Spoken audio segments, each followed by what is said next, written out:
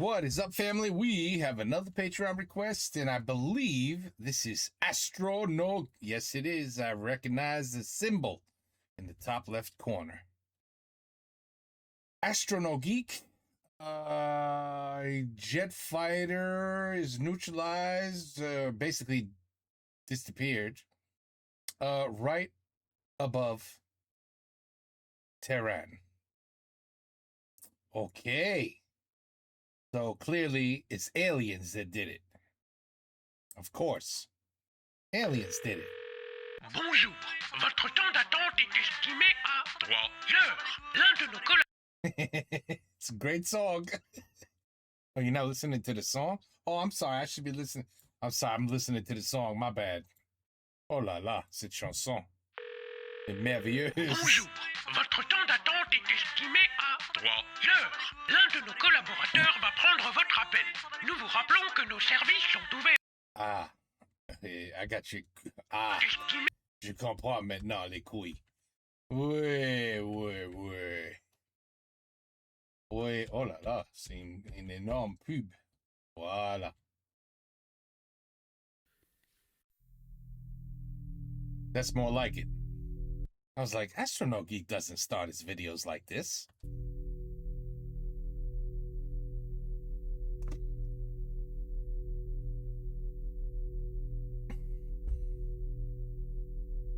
Yeah, it's all about space.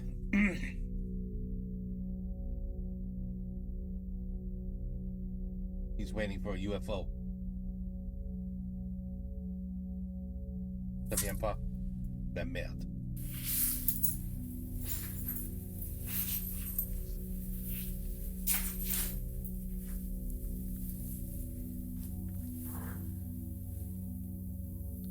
Nous sommes à Téhéran, capitale de l'Iran, le 19 septembre 1976, peu avant minuit.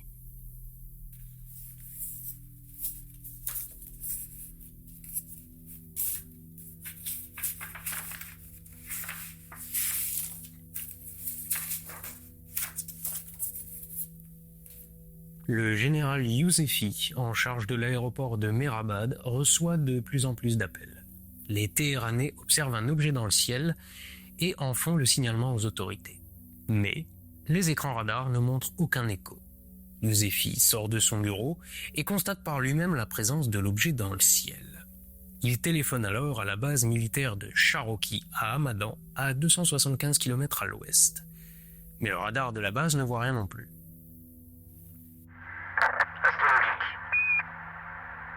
Are they called Astro? Il demande donc l'envoi d'un chasseur en reconnaissance. Il est alors 1h du matin.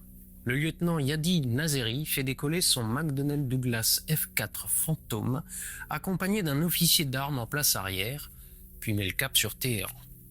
Mais, arrivé sur place et alors qu'il se dirige vers l'objet, le F4 subit un brouillage. Nazeri se retrouve dans le noir. Radar, avionique, radio, tous les systèmes électriques de l'appareil s'éteignent en même temps. Incapable de poursuivre sa mission, le pilote fait demi-tour. Et à peine son attitude se montre moins agressive vis-à-vis de l'objet, que tous ses instruments se rallument. À 1h40, un deuxième F4 décolle, piloté par le lieutenant Parviz Jafari. Quand lui aussi arrive près de Téhéran, il tente une accroche radar sur l'objet et le verrouille. L'instrument indique une distance de 27 nautiques, soit environ 50 km, et la signature d'un KC-135, les appareils de ravitaillement américains. Sauf qu'un KC-135 ne s'illumine pas comme un sapin de Noël. En effet, Jafari indique dans son rapport de mission que l'objet émettait des lumières stroboscopiques bleues, vertes, rouges et oranges, si vite qu'elles semblaient toutes clignoter en même temps. Probably saw a planet or something. A planet out there, something. Le F4 prend alors l'objet en chasse, quand soudain, Jafari voit une lumière filer dans le ciel. Vers lui. Un missile. Il entame alors en urgence une manœuvre d'évitement et décide de répliquer avec un missile Sidewinder à guidage infrarouge.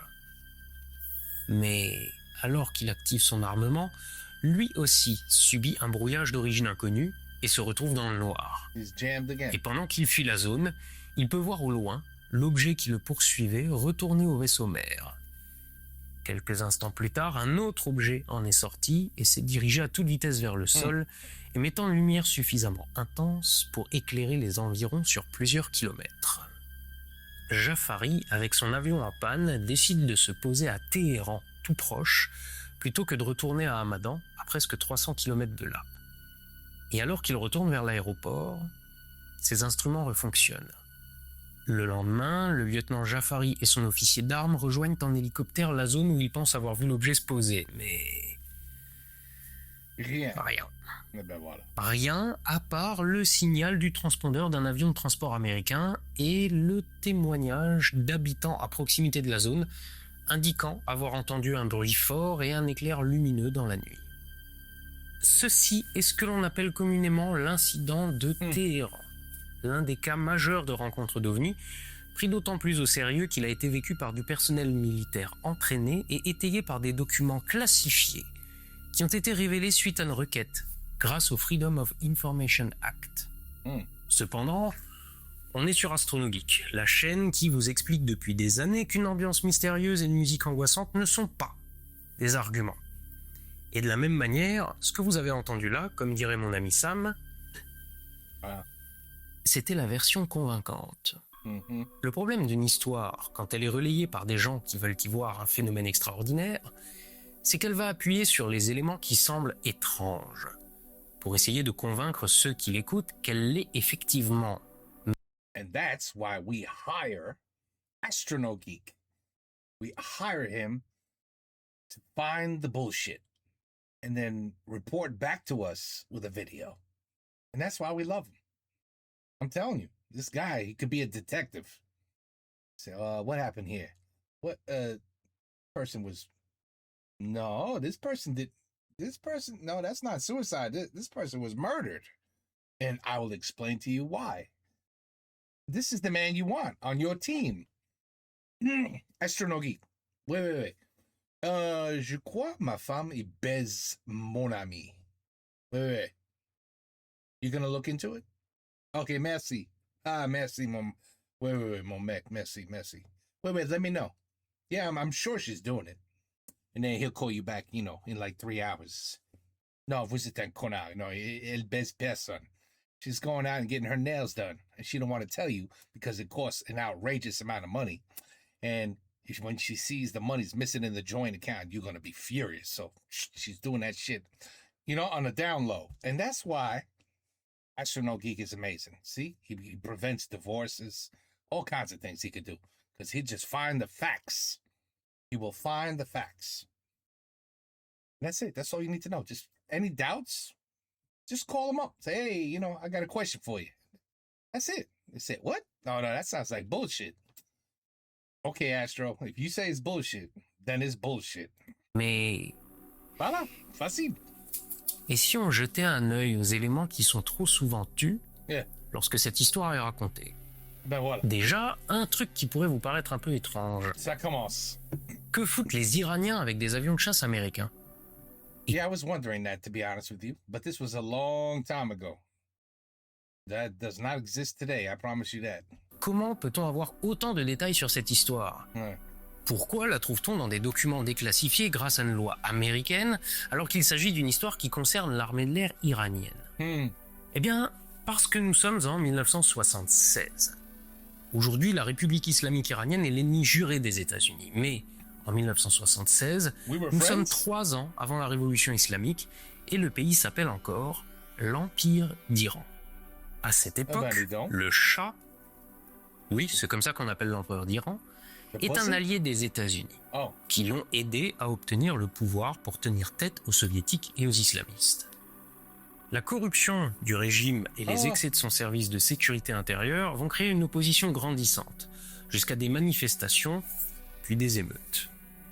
Le Shah refuse une réponse violente qui risque de dégénérer, mais comme la police ne dispose pas d'armes non létales comme des gaz lacrymogènes ou des lances à eau, les débordements débordent et finissent par être réprimés dans le sang. C'est le vendredi noir. Le tout dégénère en une déstabilisation profonde du pays. Le Shah part se mettre en sécurité en Égypte, mais ce départ sera finalement un exil. L'ayatollah Khomeini prend le pouvoir, instaure la République islamique, et on passe de ça Et ça. à ça. Quoi? Le régime Ah. républicain ressemble un peu à celui du Groenland. Vous savez, où tout le monde peut voter, mais où seul le président peut se présenter. Bah, en Iran, l'ayatollah devient guide suprême. Not no more. Not anymore. Bon, déjà, avec un nom pareil, tu la sens, la grosse Mais non, démocratie. Maintenant, c'est son Il a le fils. contrôle de l'armée et des services de sécurité. Un président est élu pour 4 ans, mais le guide suprême a un droit de veto sur les candidats. Dans la même période, le Shah tombe malade d'un cancer. Il est accueilli aux États-Unis pour être soigné. Le régime islamique, qui veut exécuter le Shah, fait traquer sa famille et déclare les États-Unis le grand Satan et les ennemis de la révolution. Et Israël aussi. Parce qu'ils sont juifs. L'ambassade américaine est prise d'assaut et ses occupants faits otages. Eh oui. Le régime se saisit des documents qui s'y trouvent et met à sac le bâtiment. Bon, après, ça fait que se dégrader, hein. Les ricains tentent de se faire épauler par Saddam Hussein pour mettre en place un coup d'État pour destituer l'ayatollah. Ça foire, enfin bon, c'est le bordel. Tout ça pour dire 3 choses. D'abord, avant 1979 et la Révolution, les États-Unis sont alliés, fournissent du matériel à l'Iran et sont présents dans le pays. C'est notamment pratique pour la CIA, qui se trouve alors aux portes de l'URSS. Ensuite, les documents américains de l'ambassade ayant été saisis par le régime islamique, et notamment les comptes rendus de la CIA, plusieurs documents concernant l'incident de 1976 qui nous intéresse aujourd'hui ont été perdus. Et pour finir, méfiez-vous des révolutionnaires. Quand un pays est déstabilisé, en général, ce sont ceux qui ont les dents les plus longues qui prennent le pouvoir ensuite. Et c'est rarement pour le partager. Bon, mais je m'égare. On dispose donc de quelques documents déclassifiés. Et en général, quand un document est classifié, c'est qu'il contient des trucs croustillants. En 1976, l'Iran dispose de 225 McDonnell Douglas F4 Phantom vendus par les États-Unis et est en relation étroite avec son armée. Why do I keep thinking about Big Macs and French fries? I wonder why. I don't know why. À la suite de cet incident, l'armée iranienne invite un responsable de l'US Air Force pour débriefer. C'est le lieutenant-colonel Olin Moy. Les notes prises par Moy n'ont pas été jugées suffisamment sensibles pour être classifiées et ont été publiées peu après dans un journal ufologiste américain. Mais en parallèle de ces notes, le lieutenant-colonel rédige un article dans le bulletin trimestriel de service de sécurité de l'US Air Force. Or, ce service demande des habilitations de sécurité. Donc le bulletin est classifié par défaut. Je veux dire, qu'il y ait des infos sensibles dedans ou pas, pour ne pas se poser la question, le bulletin est classifié par défaut. Et donc, quand la déclassification de ce dernier a été demandée en 1981, tout ce qu'il contenait, c'était la même chose que les notes publiques déjà publiées, mais rédigées proprement pour en faire l'édito du bulletin sur le sujet du brouillage et des interférences. Voilà. On nous vend quand même souvent le phénomène OVNI sur le fait que l'armée cacherait des trucs ultra sensibles. Mais vous avez remarqué qu'à chaque fois qu'on met la main dessus, au final, y a rien. Oui, I actually, oui. J'ai remarqué ça, oui. Et vous aussi, right? Oui. Tu vois, oui. Tout le monde. Oui. Bon, mais au-delà du fait que dans cette histoire, il n'y ait aucun document secret pour nous apprendre des choses croustillantes, il reste toujours le récit des faits, qui est quand même plutôt singulier. Ou pas. Oui, désolé, mais ça, c'était la version romancée telle qu'elle a été popularisée en 1994 par une émission télé sensationnaliste sur les ovnis. Oh, now we're gonna get the real story. Maintenant, on va s'en tenir un peu plus aux faits effectivement rapportés. Voilà. Mais facts. avant de commencer, si vous êtes toujours là, puis-je vous faire une suggestion? Vous abonner. Parce qu'à ce stade-là, si vous êtes encore en train de regarder ma vidéo, c'est sûrement qu'elle vous plaît et j'en ai un paquet d'autres en réserve. Alors, pour pas les rater, No, we just like looking at your beard. You have a very nice beard. We like looking at your beard. lâchez un petit abonnement. The beard, oui. Reprenons donc, mais en nous en tenant aux faits tels que décrits dans le rapport. Notre histoire commence effectivement peu avant minuit, le 19 septembre 1976. Le général Youssefi ne reçoit pas une avalanche d'appels téléphoniques. Il en reçoit 4. Les habitants de Téhéran qui téléphonent ne voient pas un vaisseau ou un objet dans le ciel. Youssefi et les Téhéranais qui ont appelé ont tous décrit l'objet de la même manière. Un point immobile dans le ciel semblable à une étoile, mais beaucoup plus brillant. Or, si on regarde un éphéméride à cette date, on se rend immédiatement compte de la présence ce soir-là dans le ciel de Jupiter. Cette explication, sûrement trop simpliste aux yeux des ufologues voulant croire à la présence d'un engin d'outre-espace, a été réfutée au prétexte que Jupiter ne se trouvait pas au bon endroit dans le ciel. En effet, Jupiter se trouvait au sud et les appareils ont décollé vers l'est. Oui. Pour rejoindre Téhéran, 275 km à l'est, où on s'attendait à trouver l'objet. Mais les observations à Téhéran étaient bel et bien faites au sud. Putain, quelle gymnastique intellectuelle on est prêt à faire pour refuser un fait, c'est ouf. Ensuite, je peux pas m'empêcher de constater que la description faite par le pilote du second F4, à savoir un objet clignotant de toutes les couleurs en même temps, ça ressemble beaucoup à ça. Ça, c'est l'étoile Sirius, avec un zoom beaucoup trop fort et complètement défocalisé, qui scintille à cause de la convection atmosphérique. See, it was more or less a planet that he saw. Une fois hors focus, on voit bien qu'on a droit à peu près toutes les couleurs. Alors, certes, si vous connaissez un petit peu ma chaîne et l'astronomie, vous allez me dire que les planètes ne scintillent pas. Certes. Mais dans le ciel, à proximité de Jupiter, ce soir-là, on trouve Capella, Aldébaran ou encore Bételgeuse. 3 étoiles certes moins lumineuses, mais scintillantes, et que le pilote, avec le stress, aurait pu observer à la place de Jupiter. Now you see, si j'étais pilote, I would have. Never mind, I was just be fine pilote. Now, let me tell you something. Oh, seriously. What are the chances? The coincidence and the chance that you got Jupiter and 3 stars perfectly in the right areas for a je suis pilote de dire, oh, I saw some bright colors, and then just like that, it was gone. Incroyable, right? Vous trouvez que sur ce coup-là, c'est moi qui fais de la gymnastique pour nier l'évidence? No. Attendez la suite. Parce que la suite du récit, c'est que le F4 se fait brouiller quand il approche et que tout s'éteint à bord. Je vous ai dit que les États-Unis étaient très présents en Iran à cette époque. Il se trouve que des techniciens et ingénieurs Aujourd'hui aussi. de Westinghouse et McDonnell Douglas y étaient aussi. Lors du débriefing officiel, le pilote du premier F4, Nazeri, était absent. Et il n'y a eu aucun rapport non plus indiquant une panne de ce premier appareil. Les ingénieurs de McDonnell Douglas ont indiqué n'avoir reçu un signalement de panne que sur le deuxième F4. Pas le premier. Oh. Donc, une histoire où tous les avions qui s'approchent sont neutralisés, c'est séduisant. Mais une histoire où le premier pilote fait sa reconnaissance, ne voit rien, rentre, et où le deuxième seulement se fait brouiller, ça marche déjà moins bien. D'autant que le deuxième avion décolle 10 minutes après le premier. Donc, c'est pas un F4 qui fait 600 bornes aller-retour pour se faire remplacer par un autre parce qu'il est en panne.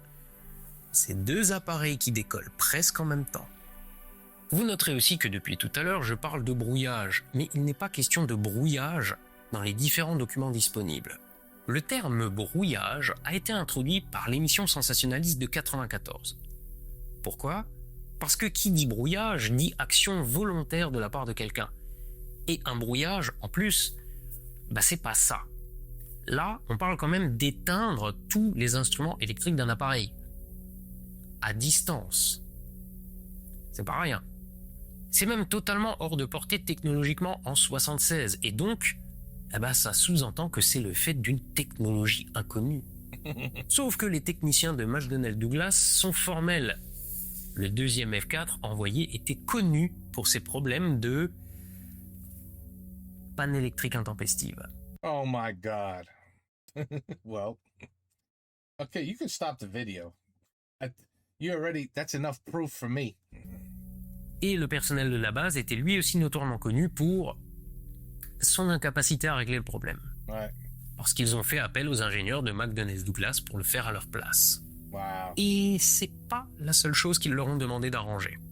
Rappelez-vous, à ce moment de l'histoire, le premier F4 n'a en fait rien, et le deuxième, avant sa panne généralisée, accroche un objet au radar. Radar qui lui indique un écho à 27 nautiques avec la signature d'un KC-135. Sauf que non. Là aussi, c'est une invention de l'émission télé. Le radar du F4, qui est un radar primaire, donc qui renvoie juste un écho, ne peut pas dire ce qu'il a en face de lui. Il capte uniquement un écho avec une certaine intensité. Et il a rien verrouillé du tout. Mais genre jamais. Le machin était lui aussi complètement aux fraises, ne marchait juste pas, y compris lors d'autres vols avant l'incident, et a dû faire l'objet d'une intervention des ingés de McDonnell Douglas. Autre élément qui n'est pas anodin, les pilotes et officiers d'armes envoyés le soir-là n'avaient jamais volé de nuit. Ce vol d'interception d'OVNI est le seul vol de nuit qu'ils ont fait en étant en poste à la base de Cherokee. D'ailleurs, dans son rapport, l'officier de l'US Air Force indique que les pilotes ont eu du mal à se poser parce qu'ils n'arrivaient pas à régler leurs lunettes de vision nocturne. Et parce qu'ils n'avaient jamais volé de nuit, I mean, these guys sound very raw.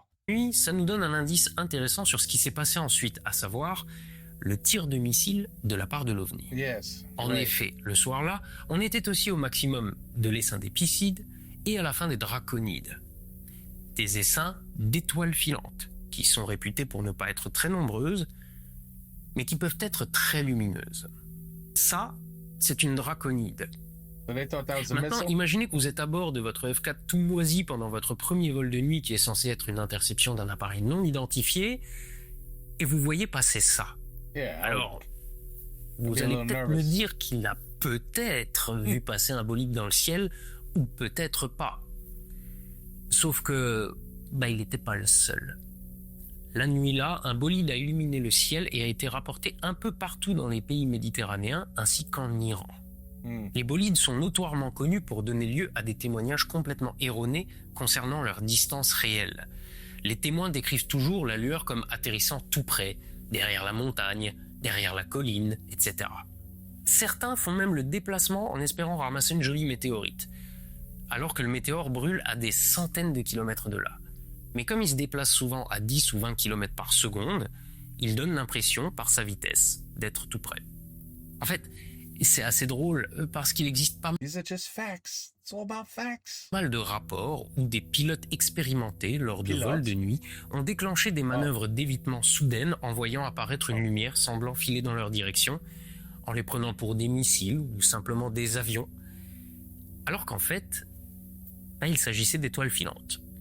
Et donc, quand le lendemain, les pilotes ont fait une reconnaissance en hélicoptère, le fait qu'ils n'aient rien trouvé à part des témoins disant avoir vu eux aussi une lueur dans le ciel et entendu du bruit, dans une zone où des avions de chasse sont passés à toute berzingue, et du coup, le fait d'avoir capté en parallèle le transpondeur d'un avion de transport est en fait inintéressant.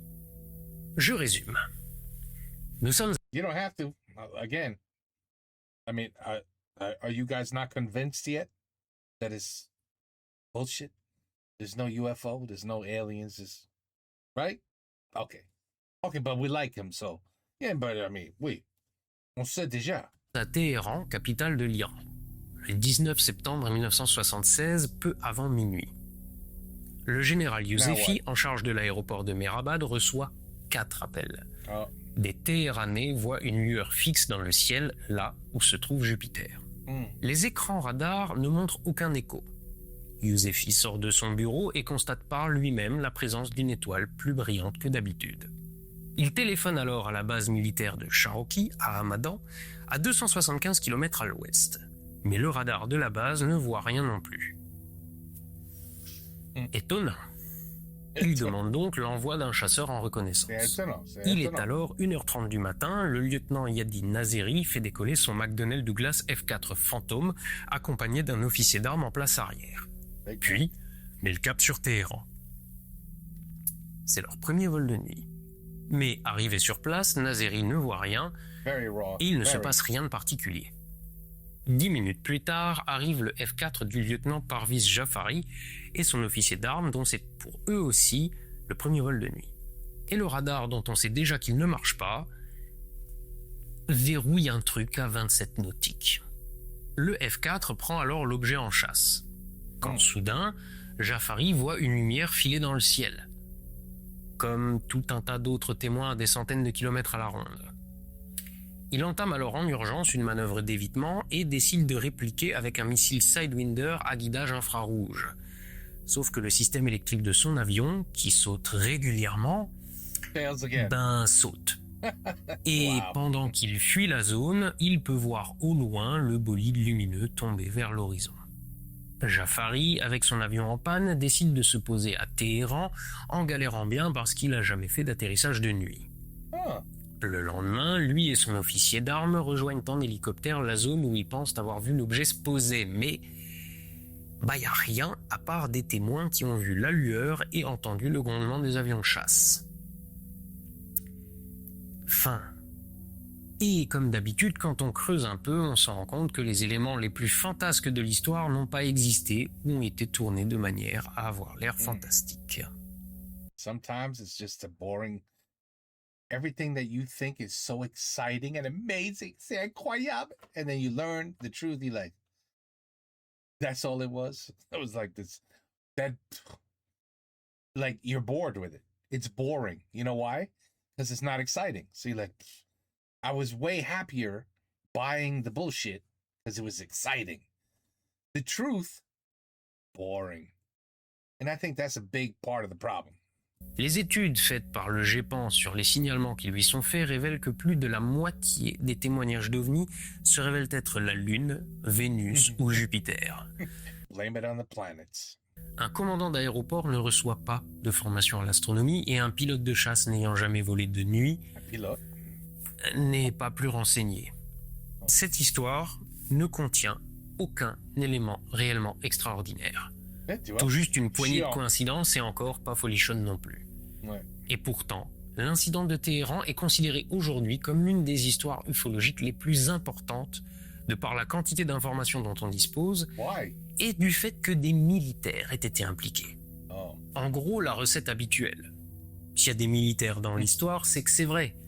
S'il y a des documents classifiés, c'est que ça doit être important. Si des pilotes le disent, ils peuvent pas se tromper. Pilote. Mais les militaires sont juste des gens du peuple qui se sont engagés. On classifie un peu tout et n'importe quoi. Et un pilote débutant qui a jamais fait de vol de nuit ou n'a aucune connaissance particulière en astronomie, et qui en plus est en situation de stress, n'identifiera pas plus Jupiter ou un bolide que Ouais, Tata Huguette à sa fenêtre. I be- Des visites de vaisseaux extraterrestres sur believe Terre, ça serait vachement bien, à cause des implications que ça pourrait avoir sur le voyage interstellaire. Mais si j'espère que ce soit vrai, je ne suis pas pour autant disposé à croire n'importe quoi qui irait en ce sens. Oui. Je dois donc trier les histoires d'OVNI pour écarter les méprises, et l'incident de Téhéran présente toutes les caractéristiques de la fausse piste. Il me paraît donc plus raisonnable de l'écarter. Alors, en attendant de meilleures histoires, levez les yeux au ciel, soyez astronogeek, et à la revoyure. Yep. You gotta love him. You gotta love him. He takes a story, he destroys it with facts. Gotta be careful. Gotta be careful. A lot of people, they don't like that. You start talking to facts and trying to prove them wrong, and they can't defend themselves because they're in some sort of fantasy of what they are, what they believe in, what they saw, or, you know, it's very hard to convince people otherwise. And sometimes even the facts just piss them off more. It's crazy. But anyway, Astronaut Geek, another excellent histoire. Je savais pas cette histoire. Mais I think around about the halfway mark, I said, okay, that was the bullshit story. Here comes the real deal story. And he did not disappoint. Once again, he again, around here, he could have said, okay, bye. And I would have said, yep, I believe you. I knew it was bullshit. But no, he had to throw in some more facts. But anyway, another good video. You know, we always love watching Astronaut Geek. And there you go. There's the unbelievable jet plane, you know, they got jet fighter that got jammed when it had nothing but electrical problems. I mean, right there. You know, again, if you can't see it, then you can't believe it. That simple. Right? You can't see something. Well, that's what we got here. We got that saying. If I'll believe it when I see it. Very, very easy thing to remember. And usually that's all it takes. But when you can't see it, but you want to believe it, you have that right to believe it. But you have no way to prove with facts that it's true, that it's real. There's nothing wrong with believing. Like, how many people believe in God? Right? How many people believe in God? And the only way you can talk to them is if you go to church and leave a donation. Otherwise, I don't know. I guess he don't hear you. I don't know. So how many people believe there's a God? And then you say, well, all right. Have you ever seen him? No. But he definitely, he's up there. It's true. I'm not saying it's not true. I'm just saying, has he ever come down? Like, can you prove that he's there? There's a book that said, no, not a book. Have you ever seen it with your eyes that he's really there? And that's it. I mean, really, that's where it should end right there. But you will start debates and arguments and all kinds of, and it could be for anything. What you believe you are, what you believe things should be, and or how things are and how things should change and because and why and this and that. And it's just beliefs. It's just, well, that's what I believe. Well, that's great. That's what you believe. That's wonderful. But can you prove? You know, just show me some evidence of whatever it is you're saying. You know. But you can't show me evidence, seriously? All right. Well, okay. I believe you then. You know, we just kind of like, you just amuse them. You say, okay, yes, you're right. Just like, you know, la terre est plate. Oui, bien sûr. Oui, c'est plat. Oui. You're absolutely right. Tout le monde sait c'est plat. Les cons, ils trouvent c'est rond. And that's it. You know what I mean? You just keep them happy. So Astronaut Geek has to be careful because one day, you know, he's gonna meet a lunatic who says, "Wow, what is this bullshit? You trying to teach people that this doesn't exist because of facts? When I could tell you that I saw, look at that UFO, by the way. Isn't that beautiful? I don't know. We all decided it had to be a Frisbee with some weird, I mean, that's from the Jetsons. You know, there was a cartoon over here in the 80s, maybe late 70s, 80s, and it was called the Jetsons. And this is all you saw outside flying around because everybody had one. This was their vehicle. It was a show about the past, you know, the future. And they already, in that cartoon, they're like, a UFO should be a round saucer with a glass enclosure, like a bubble. There it is. Has anyone seen one? I don't think so. But in our head, we imagine that's what a UFO looks like. So you believe whatever you want to believe. Until Astronaut Geek gets a handle on what you're talking about and makes a video to prove that you're crazy. Take care. Peace out. À la prochaine.